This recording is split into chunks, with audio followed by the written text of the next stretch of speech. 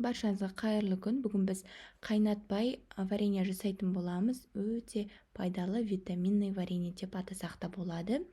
Ашып кетеді деп жазып жатқандарға ашымайды, суықта тұра береді, дәмі керемет болады. Біз енемен бірге бұл вареньені жыл сайын жасаймыз. Ең бірінші абрикосымызды жақсылап тазалап жуып алып, өлшеп килограммын косточкалардан тазалайтын боламыз. Әрі қарай лимон мен апельсинді де тазалап жуып алғаннан кейін турап, видеодағыдай көрсетілгендегідей, ішінде косточкаларын алсаңыздар да болады, алмасаңыздар да болады.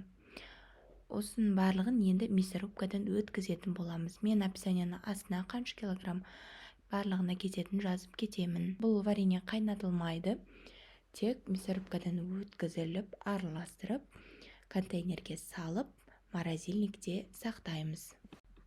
Сізге вареньенің дәмі кішкене қышқылдық беріп тұрса, қантты тағы да қоссаңыздар болады. Барлығын жақсылап тұрып, астында қанттарды ерітіп, араластырып аламыз. Ең біріншіден барлық ыдысымыз таза болу керек. Жаңағы апельсин, лимонымыздың барлығын таза жуып алуымыз керек. Енді міне контейнерлерге салдық. Бұның барлығын морозильникке сақтаймыз. Ал ас болсын, сіздер де жасап көрсеңіздер, комментарийға қалай шыққан жазып кетіңіздер.